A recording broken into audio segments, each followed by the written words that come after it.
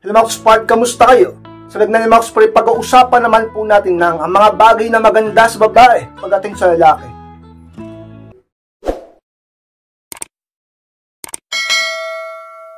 At kung handa na kayong lahat ay magsarap po tayo at muli, be inspired!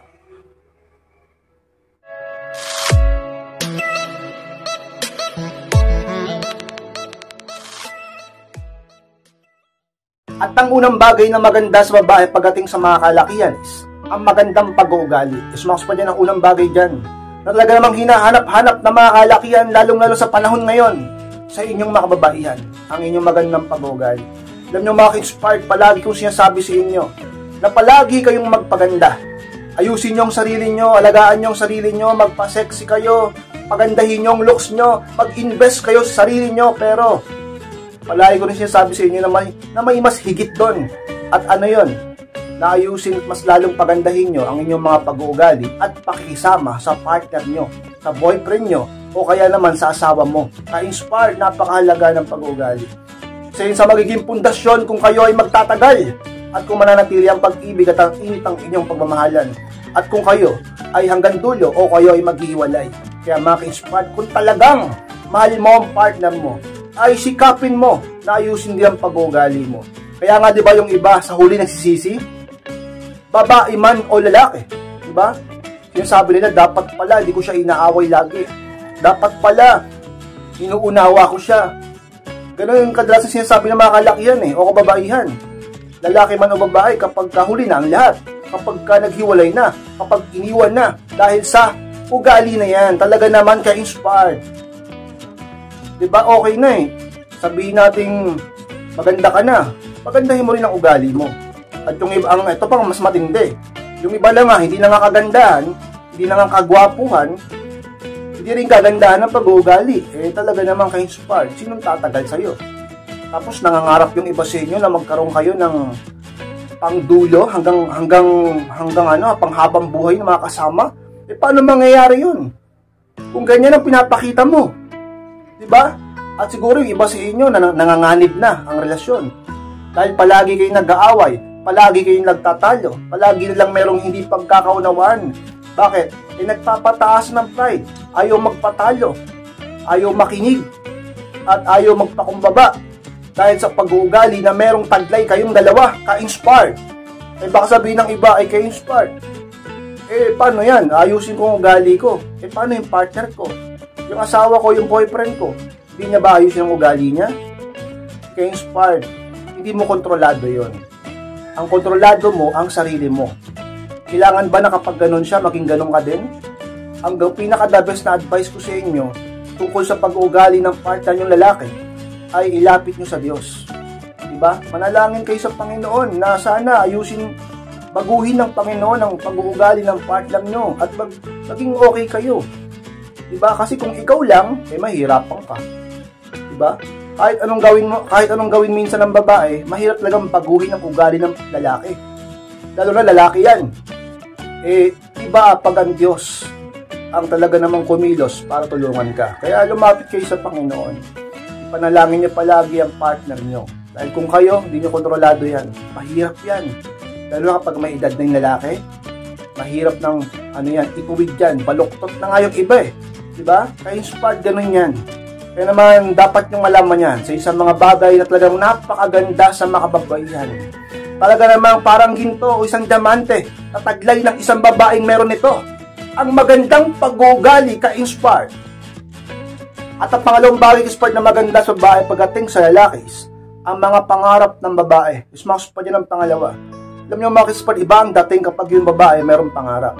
At hindi lang basta umaasa sa lalaki o dumidepende sa partner nila at walang diskarte sa buhay sapagkat naghahanap lang sila ng masasandalan. Ayaw nilang magsumikap, walang dumiskarte sa sarili nila, wala silang pangarap. Kung may pangarap man sila, para lang sa sarili nila, diba? O kaya naman pang short term lang na goal. Kaya inspired, huwag ganyan. Magkaroon kayo ng mga pangarap sa buhay sapagkat naniniwala ko ng isang mga dahilan kung bakit tayo nababuhay ay dapat hanapin natin ang ating purpose sa buhay. Dapat alam natin kung ano ba dahilan kung bakit tayo nababuhay. Hanapin mo yon. magkaroon ka ng pangarap. Para yun ang tahakin mong landas. At upang maging ganun ka, at maging masaya ka. Hindi yung wala kang pangarap at umaasa ka lang sa partner mo.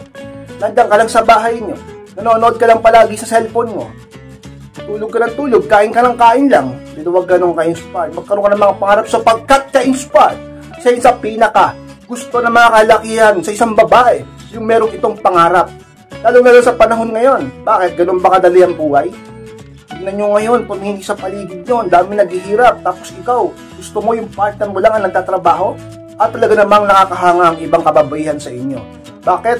Sapagkat ka-inspired, nakikita ko, naobserbahan ko, at talaga namang ka-inspired, kitang-kita naman ninyo na ang iba sa inyo, karamihan sa inyo ay nagsusumikap sa buhay kahit babae, nagbabanat ng buto. Panggawain panlalaki ginagawa nila, papalayo sa pamilya tinitiis nila, nagsasakripisyo sila kahit babae sila. Talaga namang ka-inspired, yun ang mga kahanga-hanga. At huwag yung sabihin na kayo ay kawawa sapagkat nakakadagdagan ng value nyo. Kaysa naman sa puro lang pagpapakyut, puro lang pagpapasexy, puro lang pagpapaganda, pagpapakita nito, pagpapakita nun, pagpapakit ganon, ka-inspired, wag ganon. Talaga naman, dapat cute ka na, sexy ka na, maganda ka na, masipag ka pa, at meron ka pa mga pangarap. Lagi yung tandaan na mga kalakihan, lalo ng pag matured na at professional, hinahanap namin yung mga babae na meron ding dating sa buhay. At meron, kung wala man siya ngayong narating pa o status sa buhay, gusto namin yung meron siyang ambisyon, pangarap. Dahil nakikita namin na magiging maganda ang magiging buhay namin din at ng mga anak kapag siya ang nakatuluyan. Ka-inspired sa mga sikreto, pagkaroon kayo ng mga pangarap, ngayon pa lang mangarap ka at gawin mo ang lahat para maabot ito. Sa mga sikreto upang ma-attract mo ang lalaking gusto mo, mapaibig mo palalo ang lalaking mahal mo. Sa mga talaga namang hinahanap-hanap na mga kalakihan sa inyong mga kababaihan, ka-inspired.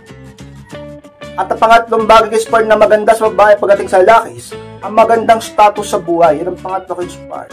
Magandang kalagayan sa buhay. Kaya naman, napakahalaga talaga na kayo ay merong pinagkakabalahan, meron kayong sabihin natin pinagsisikapan sa buhay, magkaroon kayo nga ng pangarap.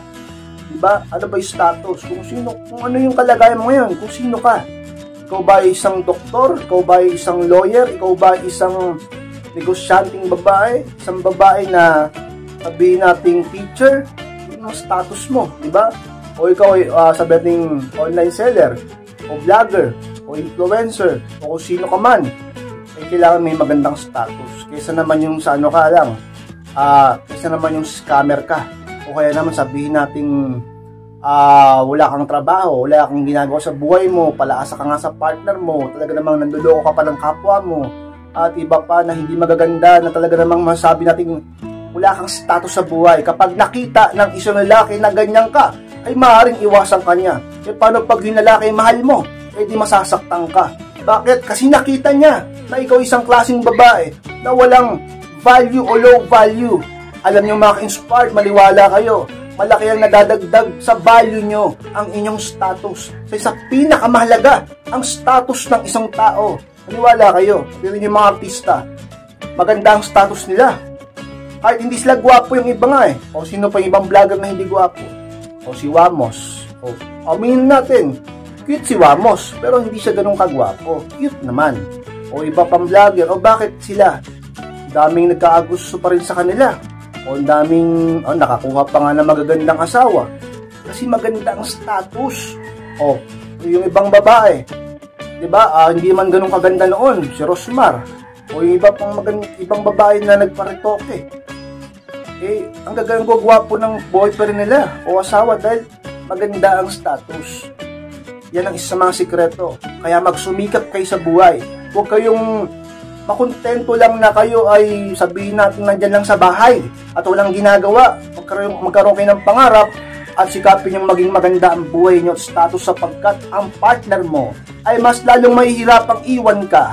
That's lalo kanyang papahalagahan at kung single ka, ay maraming manliligaw sa'yo, ka-inspired, sa mga sikreto, talaga mang magsumikap ka sa buhay, sa mga bagay talaga namang maganda sa mga kababaihan, pagdating sa mga kalakihan, ka-inspired. At ang pang-apat na maganda sa babae, ka-inspired pagdating sa lalakis, ang magandang looks. Yes, Max pa dyan ang pang-apat. Talaga namang maganda sa inyo. Kaya nga, diba, Lagi ko sinasabi na kayo rin ay huwag kayong magpapabayad sa sarili nyo. Aminin nyo yung iba sa inyo. Wala lang pagkakataong mag-ayos. Marami silang dinadahilan kasi ngayon busy daw, maraming ginagawa, wala rong oras, walang pagkakataon. Di ba yun ang sarili mo yan? Lagi mong kasama ang sarili mo, hindi mo maayos yung sarili mo. Palagi kayong mag-ayos ang sarili nyo. Palagi nyong pagandahin ang looks nyo. Kahit mga ilang minuto lang, siguro alam ko matagal mag-ayos ang babae. Pero practicein nyo na mapabilis naman ang kilos nyo.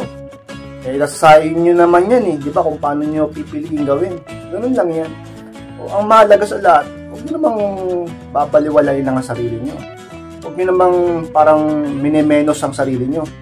Huwag naman na parang iniisip ng iba may edad na ako matanda na ako, mahirap lang naman ako hindi naman ako maganda, wala naman nanliligaw sa akin, wala naman akong boyfriend, wala namang tumitingin sa akin sabi nila hindi naman daw ako sexy. Nagdadahilan yung iba para hindi sila ma-motivate na magpaganda, hindi sila ma-motivate o ma-inspired na mag-ayos. Inspired kung palagi kayo magpapakontrol sa iniisip, sinasabi ng iba, ay hindi ka uusad, hindi ka mag-i-improve. Huwag silang pansinin. Mag-focus ka sa sarili mo. Mag-self-improve ka. At darating ang panahon, wala silang magagawa kundi magandahan sa'yo. Wala silang ibang choice kundi purihin ka. Wala silang ibang choice kundi humanga sa'yo. Wala silang ibang choice kundi ma-inlove sa'yo. Talaga namang ka-inspired. Huwag mo silang pansinin. Mag-focus ka muna sa sarili mo. Magpaganda ka. Mag-self-improve ka. Sapagkat maniwala kayo sa akin sa hindi. Sa isang mga bagay na talaga namang makaka-attract ng napakaraming oportunidad. At ang pag-ibig ng lalaking mahal mo ay mas lalong yayabong. Mas titindi. At baka mas maging romantiko siya sa'yo kapag mas lalo kang gumanda. Diba? Tapos sabayan mo pa ng magandang pakisama at pag-uugali sa kanya. Huwag kayong masyadong kuripot sa sarili nyo, ha? Ka-inspired sapagkat sa isang mga bagay na maganda sa inyo. Biyaya sa inyo ng Panginoon ang inyong likas na kagandaan. Ano man ang kulay mo, ano man ang talaga namang itsura mo. Gano'n ka man kataas, gano'n man kaseksy ang katawan mo, maganda ka. Sapagkat ang Panginoon ay walang ginawang pangit yan. Lahat tayo gwapo, maganda. Maniwala ka sa sarili mo. Huwag kang magsalita ng mga negatibo sa sarili mo. Huwag mo silang paniwalaan. Magtiwala ka sa sarili mo. Isipin mo maganda ka, pero may mapagpakumbaba ka dapat ng puso. Alam mo na mangyari, gumanda ka naman, sumobra man ang ganda mo, lagi kang magpakumbaba. Huwag kang tutulad sa iba na gumanda lang, kala mo kung sino na. Daig pa yung artista. O ganun. Gumanda ka, gumanda rin ang ugali mo. Ganyan yan. Siguradong makakatagpo ka ng lalaking tunay na magmamahal sa'yo at hindi ka lang basta gagamitin o paglalaruan. Kung makikita niya na dalisay ang puso mo, maganda pa ang looks mo. Sa isang mga bagay na maganda sa inyo, talaga namang pinapangarap ng mga kalalakihan ka-inspired. At ang panglimang bagay is na maganda sa babae pagdating sa lalaki is ang magandang amoy. Yung smash po dyan ang panlima at pinakahuli. Kaya talaga namang napakahalaga na kayo dapat laging mabango. Diba? Yung iba, kuripot sa pagbili ng pabango. Sabi kayo, mabango naman yung shampoo ko Mabango naman yung sabon ko. Bakit? Hanggang ano ba yan? Hanggang gano'ng katagal ba yung iwang amoy niya sa'yo? Diba? Yung iba pa naman boyfriend, napakalambing. Napaka-L. Diba? Yung ibang asawa. Dapat, palagi ka talagang malinis at mabango. Dahil maniwala kayo sa akin kayo sa pinakagusto ng mga tao. Lalaki man o babae, gusto natin na mabango. Yung walang amoy, okay naman, basta wag lang mabaho. Kahit wala siyang amoy, basta wag lang mabaho, pero iba pa rin ang dating Pag mabango, talagang mapapalingon ka, mapapalambing ka, mapapayakap ka, mapapa-I love you ka, at masasabi mo sa sarili mong maswerte ka. Dahil yung partner mo ay mabango. Dapat ganun din siya sa'yo, masabi niya sa sarili niyang maswerte siya dahil lagi kang mabango. Pinagtitinginan ka dahil mabango ka. Maraming humahanga sa'yo dahil mabango ka. Kasi naman yung ikakahiya ka niya, hindi niya lang masabi sa'yo dahil may putok ka. Wala nangangamoy na yung bunganga mo. O kung ano mang babaho sa'yo. Diba? Lagi kang dapat mabango. Sa isang mga bagay na pinakasikreto upang talaga namang maakit sila sa'yo. Sabihin man natin ng totoo na hindi ka pa man ganong kaganda ngayon. Hindi Di ka pa man ganun ka-sexy ngayon dahil nagsisikap ka pa, nag-exercise ka pa, nagpapaganda ka pa. Pero kung palagi kang mabango, ang partner mo ay mas lalong mai-inlove sa'yo. Mas lalong magiging malambing sa'yo. At kung single ka, imposible na walang humanga sa'yo, papatingin sa'yo, magkaroon ng interest sa'yo. Napakalaga ng amoy. Alam nyo mga inspired, sa pag-observe ako, marami nang nagkaibigan, nagkapansinan, nagkakilala. Dahil dyan, ka-inspired sa mga sikreto upang talaga namang mas lalo ka maging attractive, high value sa iba, at ang partner mo ma-inlove lalo sa'yo. Bagay na maganda sa inyo. Pagdating sa aming mga kalakihan ka-inspired, ang inyong magandang amoy. Smash po lang po na maraming salamat mga ka-inspired sa pagtapos po ng vlog na ito. Huwag niyo pong kalimutan na mag-like, comment, and share na rin po upang makatulong din tayo sa iba. At sa mga hindi pa po nakasubscribe, ay pa-subscribe na po mga ka-inspired at click ko na rin po notification bell upang maging updated kayo pag may bago akong upload. Sa mga gusto magpa-coaching or magpa-advise tungkol sa inyong mga problema sa pag-ibig, ay pakimessage lang po ako sa akin Facebook. Ayun po yung Facebook ko, profile ko. Ay pakichat lang po ako. At ako mismo magre-reply sa inyo at kakausap sa inyo. Siyempre hindi man po libre dahil ako magbibigay ng oras at focus sa inyo mga ka-inspired. Maraming salamat mga ka-inspired. Mag-iingat po kayong lahat. Mahal ko po kayo. At muli, be inspired!